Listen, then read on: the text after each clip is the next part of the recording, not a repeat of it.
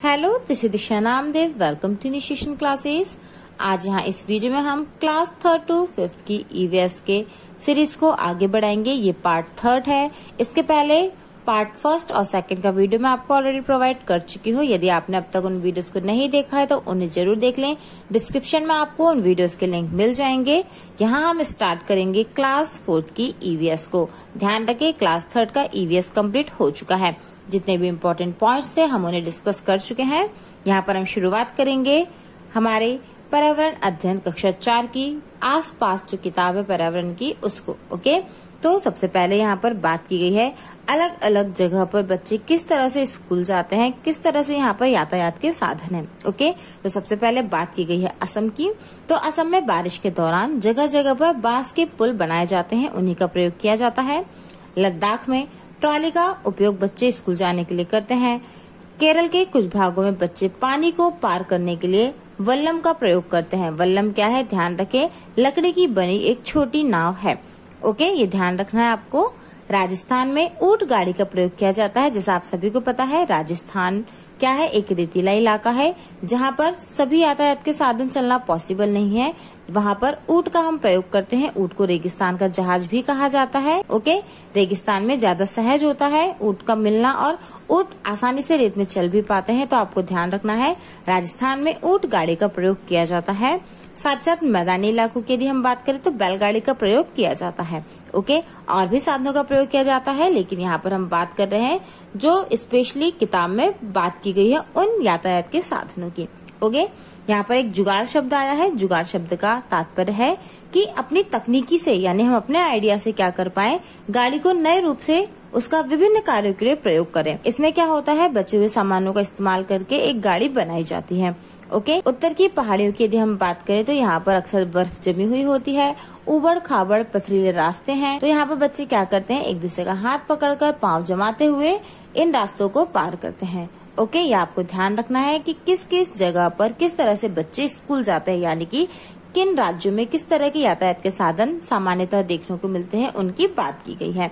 Okay, आगे बढ़ेंगे।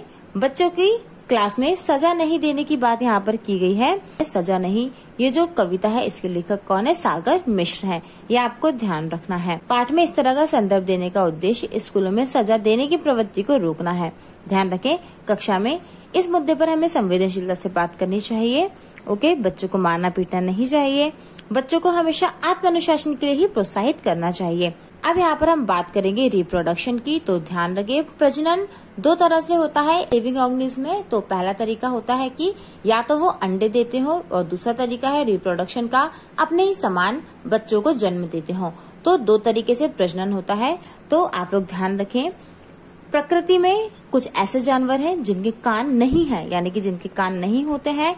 Okay, उनके सिर के दोनों तरफ छोटे छोटे छेद होते हैं जो कि पंखों या फर से ढके होते हैं। उन्हीं छेदों की मदद से पक्षी या जानवर क्या करते हैं, सुनते हैं। तो आप ये ध्यान रखेंगे, जिन जानवरों के कान बाहर दिखाई नहीं देते उनके शरीर पर बाल नहीं होते। ओके, एकदम छोटे छोटे फर होते हैं। तो वे क्या करते हैं, अंडे देते हैं। जबकि ऐसे जानवर जिनके कान बाहर दिखाई देते हैं उनके शरीर पर बाल होते हैं, ये बच्चे पैदा करते हैं। ओके, एग्जाम्पल के लिए आप लोग ध्यान रखें, जैसे छिपकली और मगरमच्छ, ये क्या करते हैं, अंडे देते हैं। ओके, जबकि भैंस, गाय या इंसानों की हम बात करें, इनके सबके कान बाहर दिखाई देते हैं, तो ये सभी अपने समान बच्चों को जन्म देते हैं। जानवर की खाल पर डिजाइन उनके शरीर पर जो बाल होते हैं उनके कारण ही बनती है, ये आपको ध्यान रखना है। यहाँ पर विलुप्त हो चुके जानवर डायनासोर की बात की गई है। अब आगे हम हाथी से जुड़े हुए कुछ इंटरेस्टिंग पॉइंट को डिस्कस करेंगे। हाथी के झुंड में जो आगे रहती है उसे हम झुंड का मुखिया कहते हैं। ये अक्सर क्या होती है, उम्र में सबसे बड़ी होती है और ज्यादातर वो ही चिंगाड़ती है, यानी कि आवाज जब की जाती है जानवरों के द्वारा कोई भी संकेत देने के लिए, तो उसी के द्वारा आवाज निकाली जाती है। तो ये आपको ध्यान रखना है, सबसे बुजुर्ग जो हथनी होती है वो झुंड की मुखिया होती है। ओके, एक बड़े हाथी के एक दिन की भोजन की हम बात करें तो एक दिन में लगभग 100 किलोग्राम से ज्यादा पत्ते या झाड़ियाँ खा लेता है। हाथी बहुत कम आराम करता है, एक दिन में केवल 2 से 4 घंटे ही आराम करता है। हाथी को पानी और कीचड़ से खेलना बहुत भाता है। इससे क्या होता है, उनके शरीर को ठंडक मिलती है।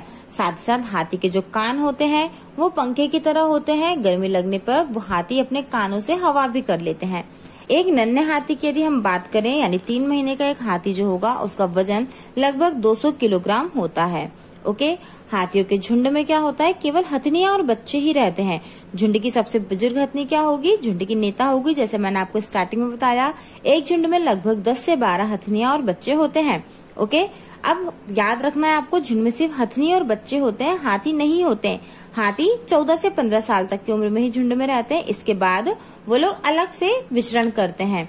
ओके, तो आपको ध्यान रखना है, झुंड किसे कहते हैं, जानवर समूहों में जो रहते हैं उन्हीं समूह को हम झुंड कहते हैं। ओके, यहाँ इस चैप्टर में जानवरों से जुड़े हुए और भी मुद्दों पर बात की गई है, जैसे जानवरों से किस तरह से जबरदस्ती काम लिया जाता है, सर्कस में उनसे किस तरह से काम कराया जाता है, उन सबकी यहाँ पर बात की गई है। आप यहाँ पर देख सकते हैं पॉइंट्स लिखे हुए हैं, घोड़े से संबंधित, बंदर और भालू से संबंधित। ओके, कि किस तरह से इनसे काम लिया जाता है, तो आप इनको रीड करके समझ सकते हैं।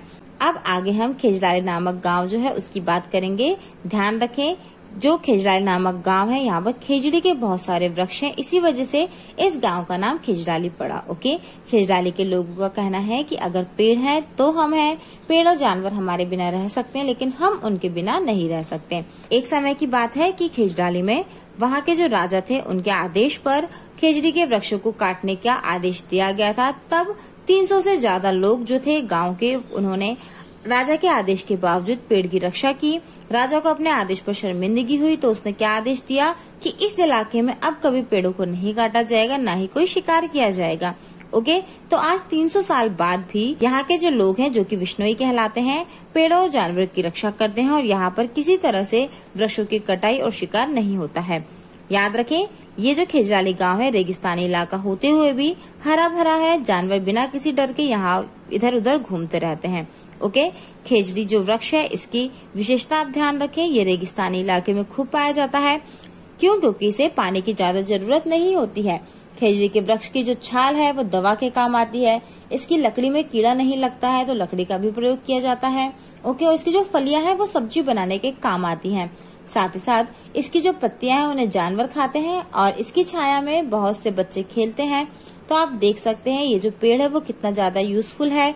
उसका जो यहाँ पर छाल है वो दवा के काम आ रही है, जो फलियां है उसकी सब्जियां बन रही है, लकड़ी भी उसकी विशेषता है कि उसमें कीड़ा नहीं लगता है। ओके, पत्तियां क्या कर रही है, छाया दे रही है, साथ साथ जानवरों के खाने के काम आ रही है। और सबसे बड़ी बात कि ये रेगिस्तानी इलाके में पाए जाने वाला वृक्ष है जो कि कम पानी में भी उग जाता है। इतनी सारी विशेषता है खेजड़ी वृक्ष की, ये आपको ध्यान रखना है। बच्चों को आपको प्रोत्साहित करना है कि वो अपने बड़ों से कीड़े मकोड़े जानवर आदि के बारे में जानकारी प्राप्त करें और पर्यावरण में हो रहे बदलावों के कारण पक्षियों की संख्या जो कम हो रही है उसकी भी बात करें। ध्यान रखें, पक्षियों की संख्या कम होने का मुख्य कारण जैवावर्धन माना जाता है। इससे क्या होता है, पक्षियों के अंडों का जो कवच होता है वह छोटा हो जाता है, जिसकी वजह से अंडा जो है वो विकसित होने से पहले ही फूट जाता है। ओके, हम आगे डिस्कस करेंगे जैवावर्धन क्या होता है। अभी हम यहाँ पर क्लास 4 की ईवीएस से जुड़े हुए पॉइंट्स को ही डिस्कस करेंगे। ओके, अब यहाँ पर हम चमकता सितारा यानी गर्ल स्टार की बात करेंगे। ओके, चमकते सितारे उन साधारण लड़कियों की असाधारण कहानी है जिन्होंने स्कूल जाकर अपनी जिंदगी बदल ली। सबसे पहले हम बात करेंगे अनीता कुशवाहा की। अनीता कुशवाहा मुजफ्फर जिले के बोचहा गांव में रहती हैं, बिहार राज्य में जो कि है। अनीता मधुमक्खी पालने का काम करती हैं, ये आपको ध्यान रखना है। एक मधुमक्खी पालने का जो बॉक्स होता है उसकी कीमत लगभग 2000 रुपए होती है। ये जो मधुमक्खी है लीची के बगीचे में सामान्यतः पाली जाती है। लीची के फूल फरवरी में खिलते हैं, लाल रंग के होते हैं, ये आपको ध्यान रखना है। और साथ ही साथ यदि बात की जाए मधुमक्खी पालने का सबसे अच्छा समय कौन सा है, तो अक्टूबर से दिसंबर का। क्यों? क्योंकि इस टाइम पर मधुमक्खियां अंडे देती हैं। ओके, हर छत्ते की एक रानी मक्खी होती है जो अंडे देती है। छत्ते में कुछ नर मधुमक्खियां भी होती हैं। छत्ते में बहुत सारी काम करने वाली मक्खियां भी होती हैं जो दिन भर काम करती हैं, शहद के लिए फूलों का रस ढूंढती हैं। और जब किसी एक मक्खी को रस मिल जाता है तो वो क्या करती है, नाच नाच कर दूसरी मधुमक्खियों को इशारा देती है। ओके, जिससे उन्हें पता चल जाए कि वहाँ रस है, वो वहाँ पहुँच जाए। ओके, वे रस से शहद बनाती हैं और छत्ता बनाने का काम भी इन्हीं का होता है। बच्चों को पालने का काम भी इन वर्कर जो मधुमक्खियां हैं उनका ही होता है। यानी यदि ये ना हो तो ना छत्ता बने ना शहद इकट्ठा हो पाए। ओके, क्योंकि जो नर मधुमक्खी होते हैं वो छत्ते के लिए कोई खास काम नहीं करते हैं। ओके, ये हमें ध्यान रखना है। मधुमक्खियों की तरह जो चींटियां होती हैं ये भी आपस में मिलकर काम करती हैं। रानी चींटियां अंडे देती हैं, जो सिपाही चींटी होती है वो बिल का ध्यान रखती है। ओके, और काम करने वाली चींटियां जो हैं वो भोजन ढूंढकर बिल तक लाती हैं। ओके, इसी तरह दीमक और ततैये जो हैं वो भी समूह में रहते हैं। बड़ी चींटी और छोटी चींटी की पैरों की संख्या की यदि हम बात करें तो ध्यान रखें 6 पैर इनके होते हैं, यानी कि 3 जोड़ी पैर होते हैं। ध्यान रखना है 6 पैर या फिर 3 जोड़ी, बात एक ही है। ओके, आज की वीडियो में इतना ही। आगे के पॉइंट्स को हम नेक्स्ट वीडियो में डिस्कस करेंगे। यदि आपको कंटेंट यूजफुल लगा हो तो वीडियो को लाइक और शेयर करें, और यदि आपने प्रीवियस पार्ट्स को अभी तक नहीं देखा है तो उन्हें जरूर देख लें। साथ ही साथ यदि आपने अब तक चैनल को सब्सक्राइब नहीं किया है तो प्लीज सब्सक्राइब कर दें और नोटिफिकेशन को जरूर प्रेस करें ताकि आने वाले नेक्स्ट वीडियो के नोटिफिकेशन आपको टाइम पर मिल सके। Thank you.